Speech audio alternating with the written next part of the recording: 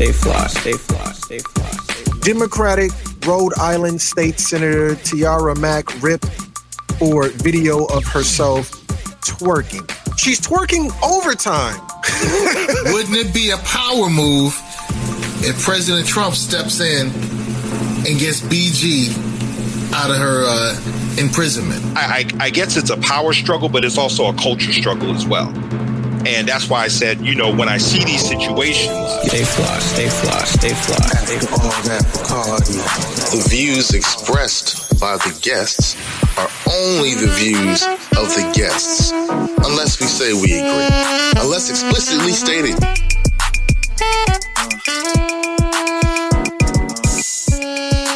So shout out to all of the family. I see y'all. I love y'all. I appreciate y'all. I wanted to go over the housekeeping, but for tonight, I want to do something a little bit different and put some respect on my guest's name. Let's start with my good brother from another mother. My big brother, actually. Seiko Varner. Peace and love, brother. How are you? Yo, peace to the God Crumb. Yo, man, I'm doing great. We're going to have a great conversation tonight, man. Some trending things are in the ether. Let's chat about it. Absolutely. Really appreciate you being up here, making time to come and check out the family. But brother, before I go on to the next guest, can you tell the family who you are and where we can find you? Word up. You can find me on Our Black Empowerment. I'm Seiko Griner, and we deal with empowerment. We're focused solely on empowerment. We might deal with some esoteric stuff. We might deal with a little bit of occult stuff. We might deal with some historical information, but we're really focused on empowerment. We say become empowerment, live empowerment, teach empowerment, because I really feel, and those who are the code keepers, we want to get on code. We want to make sure they stay on code. We want you to teach the code, and our code is empowerment, similar to what Dr. Neely Fuller taught us with the code he taught us. But we've changed the code up a little bit, and we're focused solely on empowerment. So peace, knowledge. Thank you so much, good brother. One more surprise guest, brother Minister Zombie. Peace and love, brother. How are you? Good. How's the original people tonight? I'm feeling great. Excellent. Okay. Tell the family who you are and where we can find you at. Okay. I am, and I just happen to have a copy. I am the founder of Liberty Hall Media Group and the author of GOAT, Gospel of Afro-Nomics Theology. This is the Black Economic Blueprint for the 21st Century and beyond. You can find this on Amazon. You can also find my group on Facebook, GOAT, Gospel of Afro-Nomics Theology. And you can also find Minister Zumbi on the Our Black Empowerment channel. He pops up, drops the knowledge. His show is called Precise Thinking, right? Yeah. That's what's up, Precise Thinking. And so, hey, man, we drop bombs, and we're honored to be on Crumb's channel, man. So I want to say, once again, peace to the God Crumb. I want to say peace to the deity, Minister Zumbi Shawala. I'm your humble prophet, Seiko Varner. Yo, man, on the image, we have a picture of Brittney Griner, and then we have Senator Twerk, and then we have Queen Macy Gray. So why don't we start with BG, man? Why don't we start with BG? And I'm not talking BG from the Hot Boys. I'm talking about Brittney Griner. Yo, so the thing that's really interesting to me is, for the very first time in her adult life, BG voted. BG voted in the 2020 election. Who did she vote for? Biden? She voted for Biden. Right. As some people might say, she's a Biden sexual. I'm sorry, please. All right. So she voted for Biden. Guess who's not giving her any love right now? No! Hey, look, I'm not a fan of any of the presidents, and so I'm not a fan of President Trump. But who was the rapper that President Trump helped to get out of his situation when he was locked up overseas? Overseas. I don't know. But no. Wait. I'm sorry. Ask that question again. All right. So, hey, do the Googles. But during President Trump's administration, there was a rapper. Yeah. So,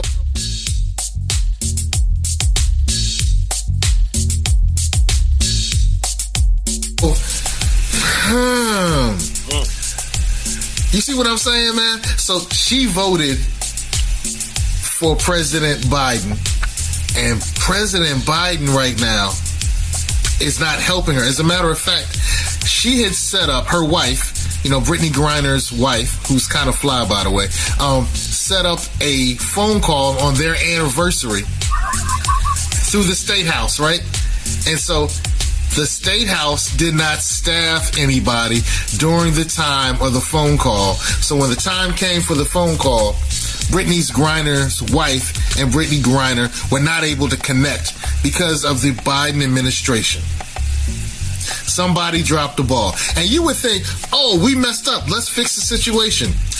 This happened over 2 weeks ago. You're muted, good brother Crumb. It's happened 2 weeks ago and nothing yet.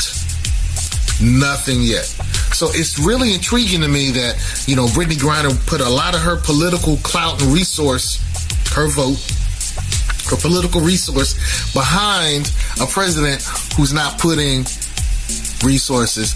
Like I said, wifey's kind of fly.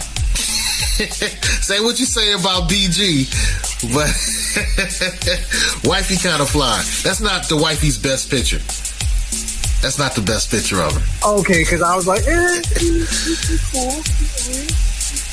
I've seen some better photos. Like, that one's, she kind of got the Janet Jackson vibe going out there. Ooh. Right? So what you need, BG? I need a hot girl. What you need, BG? I need a hot girl. But my point, it's interesting to me that when this situation happens, the person who she put her political resource in is not assisting her.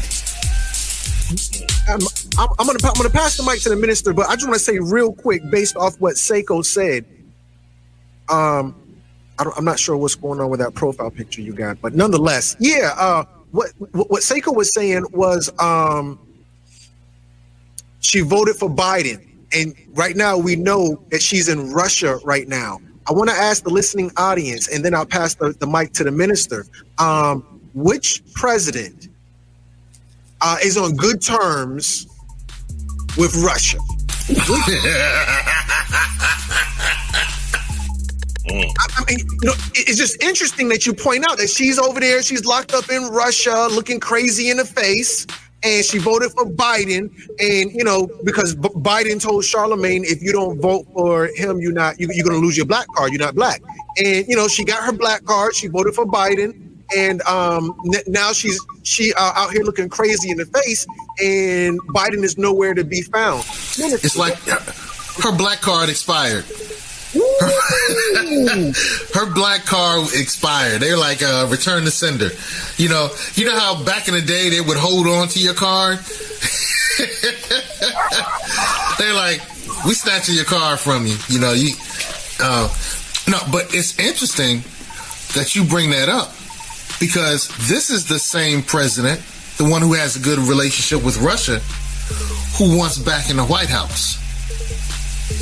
Correct. Wouldn't it be a power move if President Trump steps in and gets BG out of her imprisonment?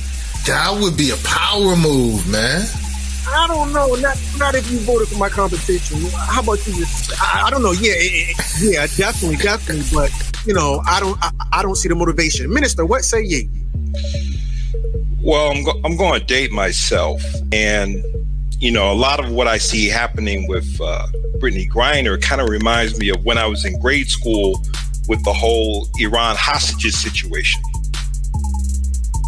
Okay, when I can't remember exactly how many days they were held, but I remember specifically that they were supposed to be released under Jimmy Carter, but there was a deal that was cut that they wouldn't be released until Reagan got in the White House.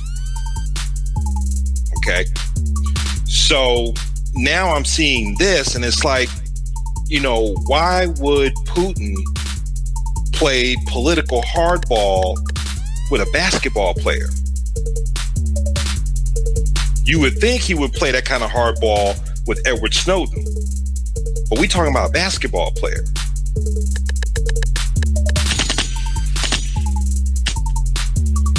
Okay. So that's one thing. Okay. So here's another thing. I can't remember who said it. I want to say it was either Sue Bird, Diana Taurasi, or whatever. But they made an excellent point about why is it that these women have to go overseas in hostile territory to make a living. Now, what I did not appreciate is the coach of the WNBA team who put LeBron James in her mouth, and he has nothing to do with this. Okay. Now, I didn't appreciate that at all. I tell you, this whole thing is intriguing to me, and I'm just kind of watching it play out. One of the things that I think needs to happen, is for those of us who care about BG, and I'm not necessarily one of them, but for those who care about BG, to put pressure to compel their elected officials to step up and to compel President Biden to do something about this. I think the empowerment move here is, all right, we gave them time to get their act together. They haven't. We gonna make something pop. We're gonna make something pop. And I think those who were really in love with BG, support BG, this is what they should be doing, rather than talking about LeBron James. If the WNBA is really, really about it, they can use their power, their ability to compel things, and their economic situation to change things. But they might be too P to do it. Oh, and here's another thing we need to throw into the mix. I wanted to see if we could move on, or if anybody wanted something else to say about BG. One last thing about BG. Okay, please. We do know that she pled guilty. Okay. And in pleading guilty, she's facing a possibility of up to 10 years in a Soviet prison. But I understand that she had to plead to negotiate. Okay. So, but I mean, that's enough of BG, but she's a black woman that's trending. So let's move on to the next black woman who's trending. This sister put a new face on the phrase, I'm showing my A.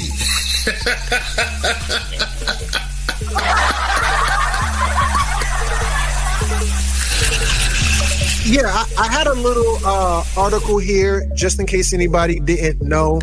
It says, Democratic Rhode Island State Senator Tiara Mack ripped for video of herself twerking.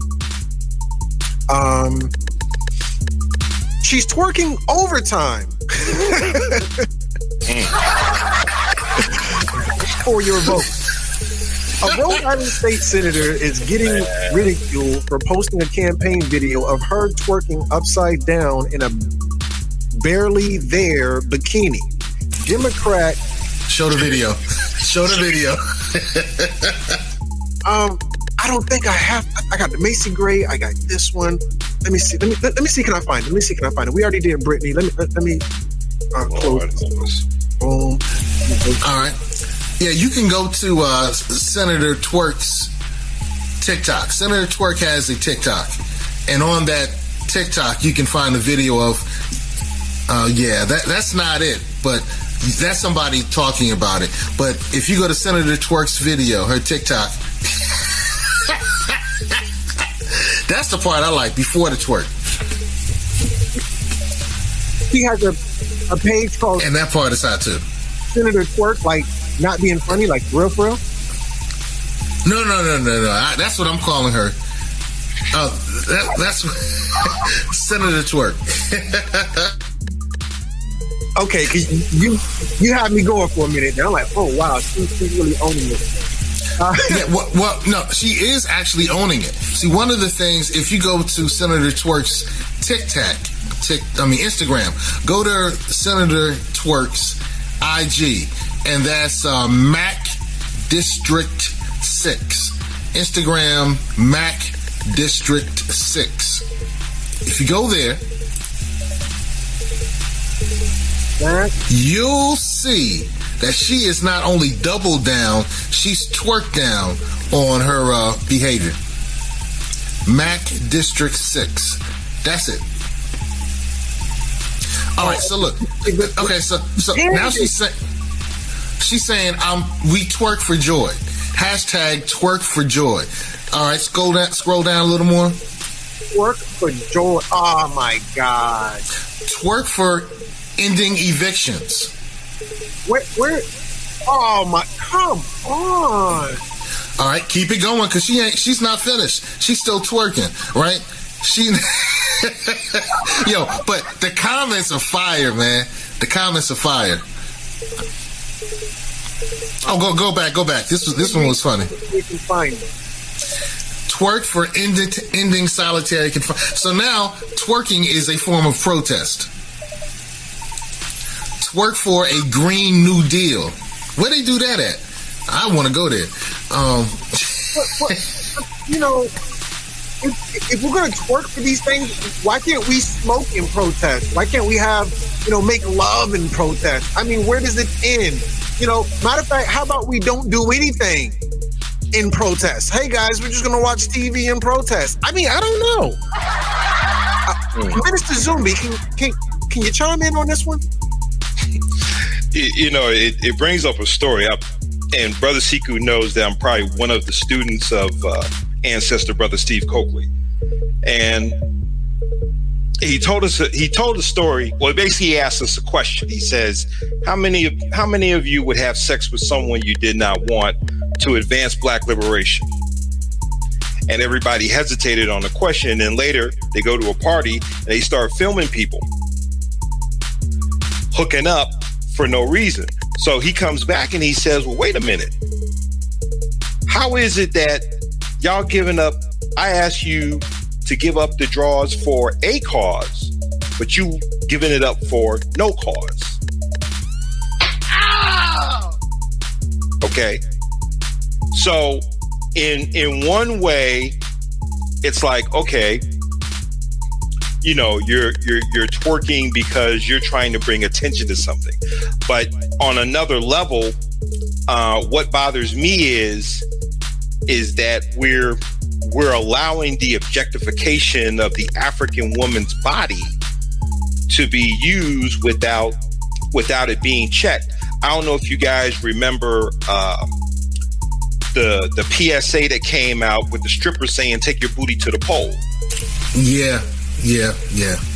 Okay. And I don't know who put it out, but everybody thought it was cute. It was like, no. Okay. Nah. Yeah. I remember that. That was tacky. Yeah. Now, the thing is, we're dealing with respectability politics in a way that they're not. And what I mean by respectability politics for the uninitiated is there's a thought within the so-called black community, particularly with the elders, that you had to be respectable to get ahead. You couldn't make advancements unless you were accepted and respected by the dominant white society. So that's why there was such a big emphasis on using the King's English. That's why you had to learn Latin and Greek. And there were a lot of things that were part of respectability politics that in this generation, people are really pushing against, saying, yo, for you to love me, for you to treat me with respect, for you to give me equal opportunity, I don't have to measure up to your standard. I can't front. She kind of fly to me. I know I'm a mess. I accept my messiness. I got a chance to go through some of her videos today, but I think it's interesting that she does that twerk, and she was doing it really. I think, I can't think for her, but at the end of her twerk, she says, "Vote for Mac." So she was twerking for votes. And then she got a lot of pushback. And now she's twerking for abortions. She's twerking for trans rights. She's twerking for ending, she's part of the LGBTQIA plus community. Yeah. And here's one of the other things. If you checked out Jason Black's, the Black Authority, his talk about her, I think it came out today. He shares things I've already known. One of the things that I've known is that twerking stance is actually a message to other people in that community.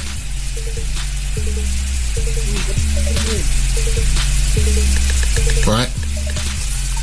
So, you know what? I think that she thinks that she's doing something. What do you mean it's a message to that community?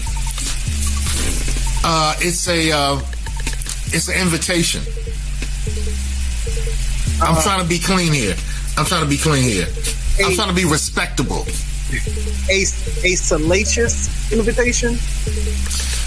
If you want to make it, yes, a salacious invitation.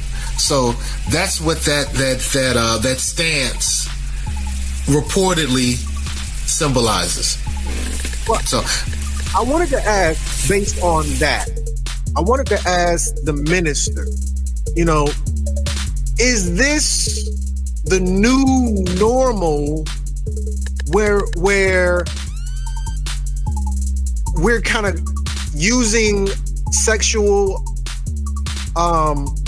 objectivity as a come up? Because now that I think about it, like really think about it, there's not a lot to be surprised about, because people using sexual objectification for a come up is really trending, to be honest with you. Hey, that's been the way of popular culture for years. That's Marilyn Monroe used her sexuality and her sexiness for a come up.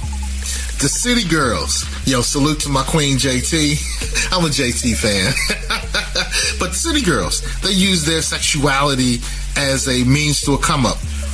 Well, dancers, Lil Kim. But those people are sleazy lowlives. I'm talking about people who are moving legislation. I'm talking about people moving legislation. We're the rainbow community, and they're going to use a sexual objectification to do more than just make money and be cute and get likes. They're making a political impact. So when I see her twerking, this seems to be in line with a sexual agenda, a sexually salacious, perverted agenda. And let me take this off because I don't want anybody to misinterpret what I'm saying. But, I feel like this is right up her alley, and this was bound to come based on the ideology that, we're going to use something sexually perverse to make a political point or to gain some type of political leverage. Minister, what say ye? I think, what are you really trying to sell me? Are you trying to sell me the process or the prize? Okay. I go back to my college days when I was a defensive lineman, and it's almost like pass rushing. Okay. Your objective is to get to the quarterback, but many of us get so obsessed with playing around with the offensive lineman until we forget we're supposed to get to the quarterback. And what I'm seeing here is you're using something. It's almost like their attitude is the ends justify the means. It's a zero-sum game. And if I have to use what we got to get what we want, then so be it. But to the public, what are you more into? Are you into the process or the prize? And I go back to that PSA with the stripper on the pole saying, get your booty to the pole. Now, one of the things that I think we should focus on, and this is my empowerment stuff again, is twerking aside, what has she done for us? Check. So I think that we could take this moment to really do a really strong gut check, and to see if there's a whole lot of twerk and very little work, or there's a lot of work and a lot of twerk. I don't know. My point is, we can use this moment.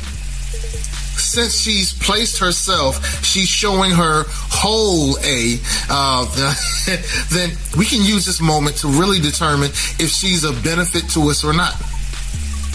And I don't live in her district, but I would say to those people who live in her district, use this opportunity to really do a really strong check and determine if she's representing your area well, if she's adjusting and addressing your issues. Is she really addressing the agenda that's a part of the black community, so-called black community in that area? Because if not, she just put herself on Front Street, and she can really be compelled at this time to do something different. As we move on, Bro Crumb, can't hear you, Bro Crumb. Oh no, I wasn't saying anything. Yeah, okay. I wanted to, because the whole thing with BG and the whole thing with Senator Twerk, it's we got to end this on a high note, and I think, not trying to be funny, Macy Gray got balls. Macy Gray has a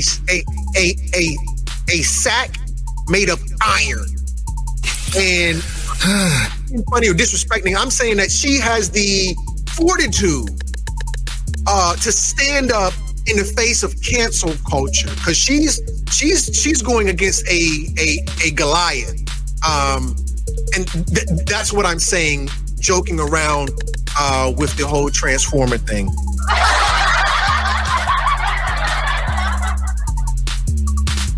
Should I play it, or did you want to say anything, either one of you brothers? Oh, well, I want to say that she had past tense. She had past tense, because she's since come out and apologized. But, hey,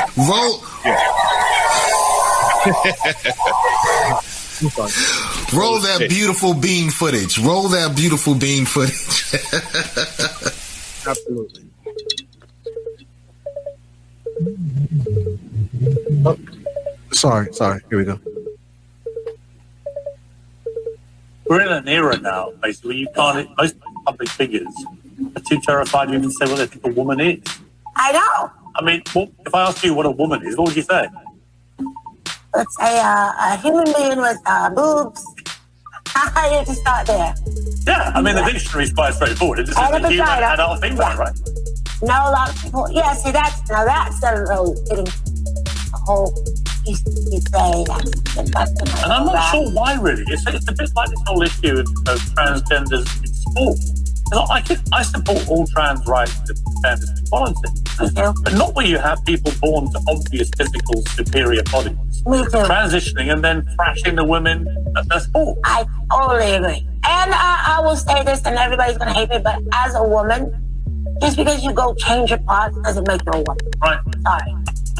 You feel that? I know that for a fact. We're in an era now, basically, you can't, most public figures are too terrified to even say what a woman is. I know. I mean, if I ask you what a woman is. So there we have it. She has since then recanted on her statement. What say ye? Let's start with the minister, please.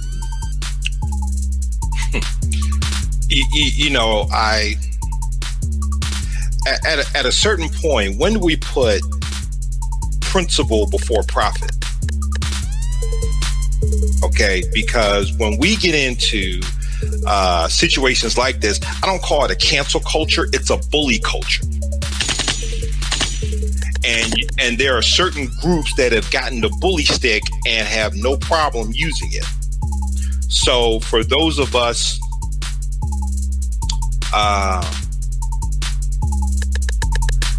I'm just really sick and tired of us buck dancing on an issue when we know what right and wrong is, and we know what truth is.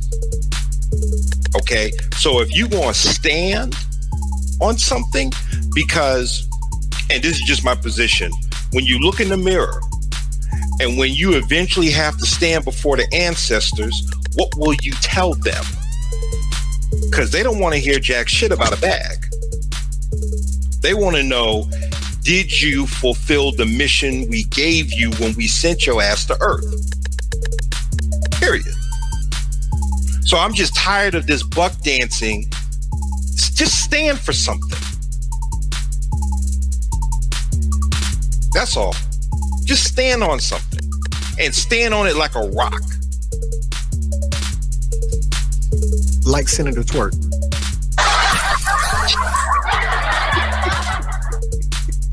I'm sorry. That's hilarious. That's hilarious. Hey, good brother, would you mind if I share? Please and thank you. All right. All right. So I shared that Macy Gray has recanted. And this is the part that I think is interesting. Gray went on to explain, I've learned a lot through this. So I think that was one of the reasons that it happened. It was a huge learning experience for me. You can call yourself whoever you believe, and you are nobody. You are, and nobody can dictate that for you or take that away from you. Being a woman is a vibe, and it's something I'm very proud of and something that is very precious to me.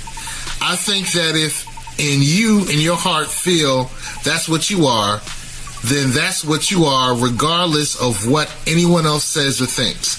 I've learned a lot, and I'm glad I did, because now I know. She didn't write that. I promise you, she did not write that. Okay, because that was so vague and so vanilla. It's like, okay, what are you talking about? Well, I think the interesting part is she was buck broken quickly. This happened in about 3 days, right? Mm-hmm. And this shows the power of compulsion. Within 3 days, a community was able to compel the actions of a celebrity and also compel the media to showcase that particular celebrity changing their statement, changing their narrative. We have the ability to do the very same thing. That's one of the things I think is very intriguing about the LGBTQ plus community. They've taken some of the strategies from earlier struggles from the melanated here, from the black civil rights and, what we went through in Jim Crow and the ending of enslavement and, those things. They've taken some of those strategies and they've really worked them in a very effective way where you see our celebrities being buck broken very easily, very quickly, and very publicly. So, she simply says, I disagree. I disagreed with the way that the concept of being a woman. I disagree. Right? And now, 3 days later, she changes her whole vibe, saying being a woman is a vibe. Now, whether I agree, whether I don't agree, that's not the piece that I want to focus on. I think the empowerment move that the LGBTQIA plus community did is something that could be replicated in our interests. And that's where I look at this situation. I don't care what she thinks or what they think or who thinks what. To me, I think we should look at the power move and replicate that power move for our agenda, for our interests.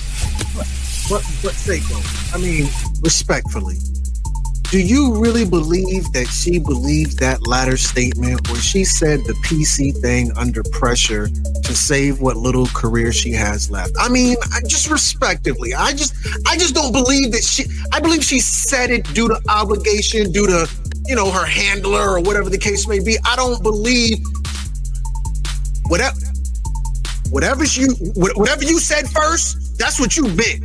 I'm sorry. Ain't no Freudian slip. What you said was what you meant. And this is what I love. Somebody in the listening audience, we already did 666. Press 777 if you understand whatever you put out to the universe, you can't take back. Press 777 if you understand the way this world works. Check. Whatever you put out, it's like toothpaste. After you squirt it out the tube, you can't put it back in. Check. Respectfully, I don't disagree with that. And like I was saying, I think that our focus, since this isn't necessarily something that improves or reduces the experience of the melanated, the black community, so-called black community, this doesn't improve or, it messes up. But what it does show is an example of how compulsion is changing the narrative publicly in a very high-profile way. And we can do the very same thing. And, it's kind of interesting because now we have people who are saying, particularly our Caucasian brothers and sisters who are saying, I should be able to use the N-word and not feel any punishment. Some of them are saying that. I shouldn't feel like, this whole thing about CRT. And to be honest with you, our community, while we said y'all CRT, anti-CRT folk are crazy, we're not pushing the narrative and saying, look, Senator so-and-so, you made a very inaccurate statement. You need to come to the front of the church and apologize. And that's what the LGBTQIA plus community is doing. You need to come to the front of the church and apologize and change your wicked ways. We could be doing the same thing. We should be doing the same thing. And I think now that we have this as an example, we could do the same thing. Minister, what say ye? The Honorable Marcus Garvey had a saying. He says that power is the only argument that satisfies man. And what we're witnessing is, again, when people have power, they're not afraid to use it. Now, to talk about this particular situation, I'm going to do a shameless plug for an elder. This particular book is called An Afrocentric Response to the LGBTQIA Organizations and Their Agenda. So this is written by Baba Olatunji and Waba out of Baltimore. And what this is, it's really the first book that I call a weapon to be able to arm African people who want to maintain their cultural integrity with this onslaught that's coming out of the LGBTQIA community. And when we talk about the black segment of this community, at least what I've noticed is that they will more than likely put gender before race. And it's like they're used to attack those of us who are in black cultural nationalism. Okay. So I guess it's a power struggle, but it's also a culture struggle as well. And that's why I said, when I see these situations pop up, whether it's Macy Gray, Isaiah Washington, what have you, I'm just saying, at what point do we stand up on principle? Because at a certain point, the bag goes away.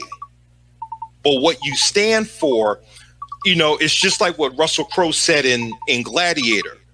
What we do in life echoes in eternity.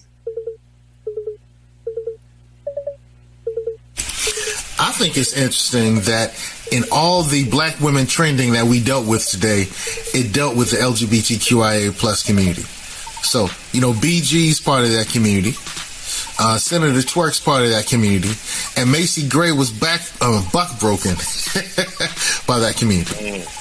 So that's the intriguing piece, that the parts of American culture that are trending now are those that are dealing with those particular issues, which is telling us that we're being put on the back of the scoreboard. We're not first and center anymore. During, right after George Floyd was murdered by the race soldier, we were on front. And then what's kind of interesting is some of the organizations said, hey, we're going to put this person in front of this protest. And now the issues have changed. And so for all of those of us who are really pro-intersectionality, if my revolution doesn't have intersectionality, I don't want any parts of it. For those people who are really pushing, we all got to come together, and we're going to come together and we're going to promote the things that we all have in common. We can see that other groups, other interests, other agendas have been pushed in the forefront while we keep getting pushed in the back. And the fact that these 3 black women trending are dealing with this community is a really great example. We need to push ourselves to the front. Is this... Forgive me for even throwing this name out there.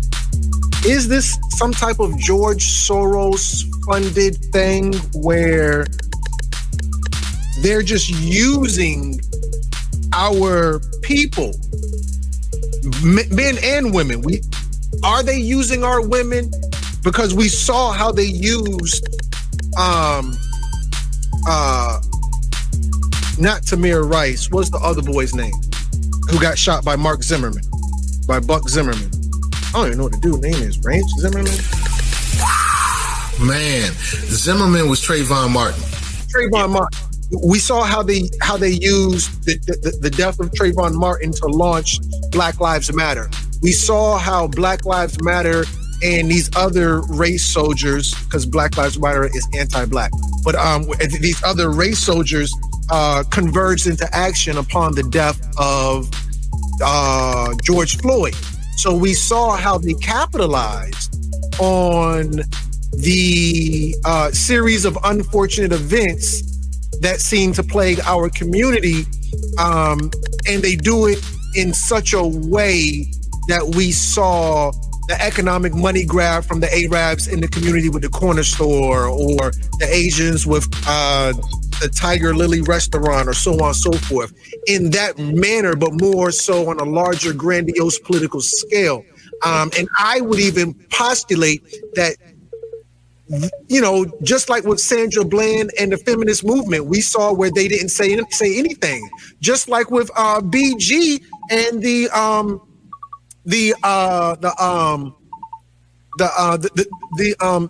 LGBTQIA plus community has not converged to support her, or they didn't do it for Sandra Bland.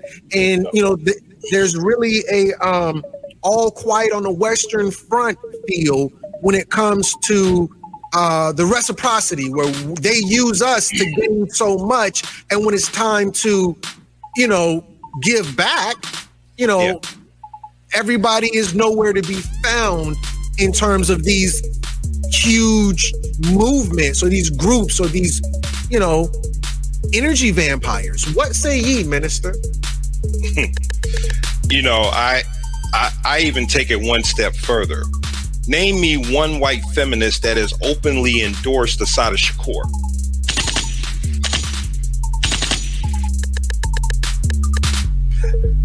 You can hear a rat piss on cotton. Not even Gloria Steinem has stepped to the U.S. government to say, take the bounty off Sister Assata's head and let her come home.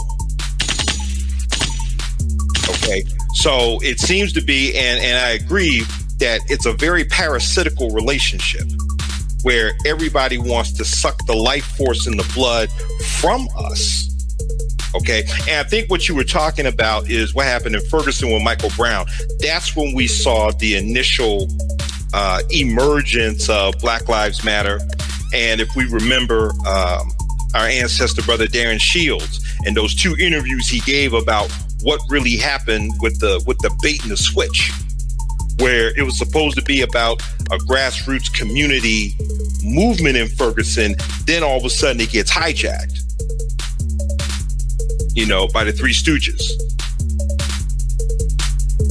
Okay. So like you said, that reciprocity is not there. And, and I even brought up the thing about Assata Shakur. I said, how can you call yourself a feminist and one of your quote unquote sisters still has a $2 million bounty on her head by the U.S. government? Where's the feminism there? Wow. Good point, brother. Good point. Yeah, I really, and like I said earlier, the strategies from earlier movements that were for us have been used to elevate women, and primarily when I say women, I mean white women. It's obvious, and everybody who's really looked at the details and the data shows that all of the political changes and activity that happened in our country to allow the melanated, the black people, to have equal opportunity, the people who get those opportunities, who are quote unquote minorities, are primarily white women. And so now you're starting to hear some people say that non-diverse women are getting the opportunities that diversity is supposed to get. And we've known that for years. So, yeah, I do think that that parasitical relationship that you talked about is happening. But I also want to emphasize, because I'm Mr. Empowerment, I'm really focused on the empowerment. One of the things that recently happened that I'm really proud of, is this. All right?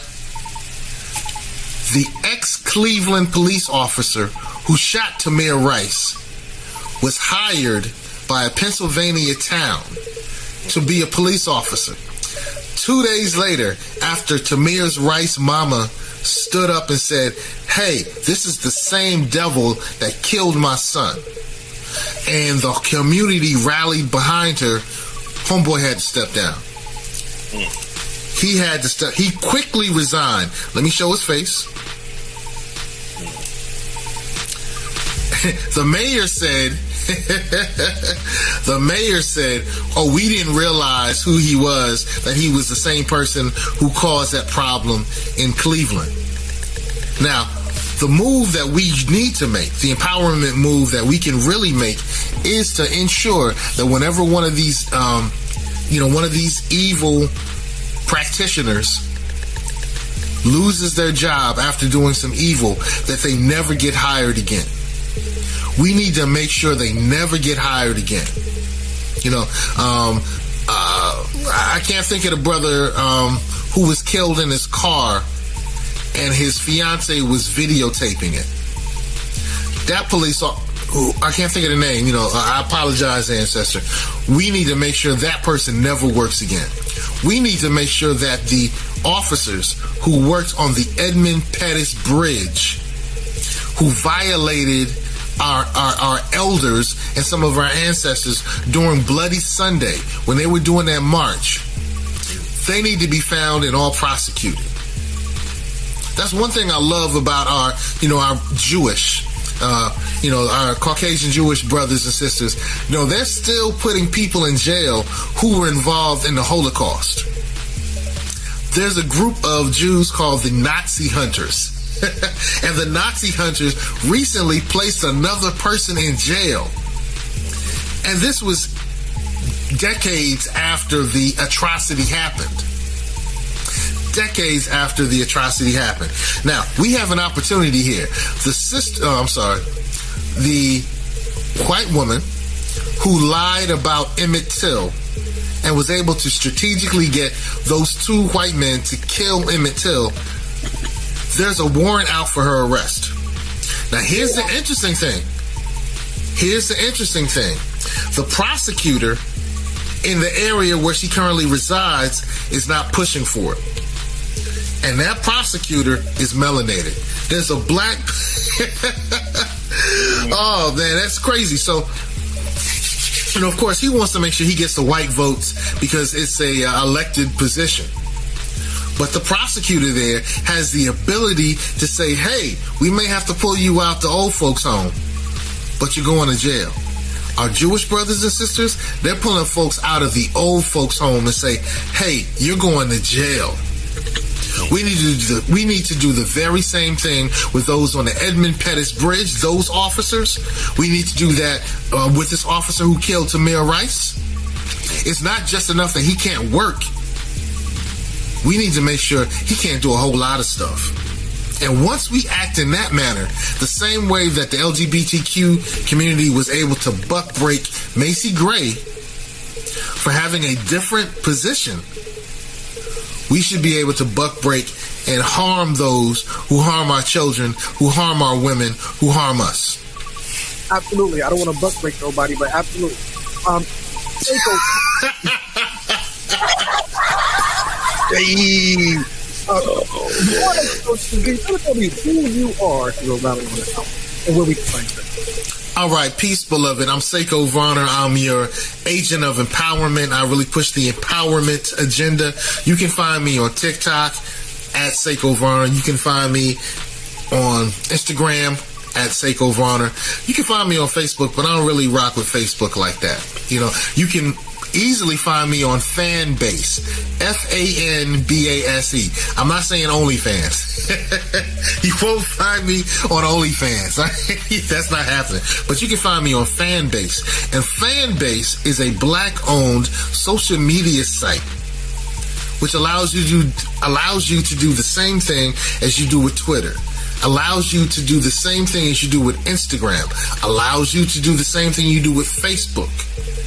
But it's owned by us. And it's kind of interesting because although it's black owned, they say they're not black only. So you can find a lot of different types of creators. And the great thing about Fanbase is you can monetize your creation. So, you know, right now, you know, you're giving away all your content. Well, why not get paid for your content? You can do that on Fanbase. But I'm Seiko Griner, your minister of the empowerment agenda. You know, I call myself the humble prophet, you know, and what I prophesize is that you're going to be empowered. Your family's going to be empowered. Your children's children and the yet born are going to be empowered. So act on that empowerment. You already know what it is, family. Thank you so much, your brother. All right. With that said, before I close this out, because we are basically at the hour mark, good brother minister Zumbi, could you tell the family who you are, where we can find you at? The servant of African people, good student of Brother Steve Coakley. You can find me on Facebook in my group GOAT, Gospel of Afro-Nomics Theology. You can also go to Amazon and pick up a copy of GOAT, Gospel of Afro-Nomics Theology. It's what I call a 21st century Black economic blueprint.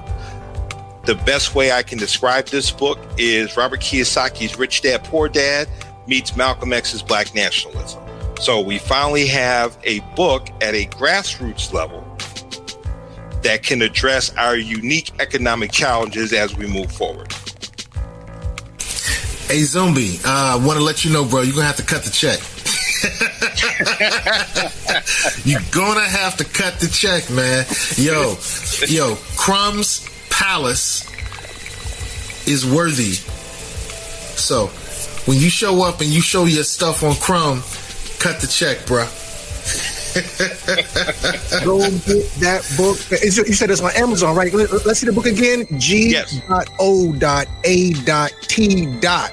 Yes, the Gospel of Afro-Nomics Theology. And it's on Amazon. Very affordable. I think it's still running for about $17.95.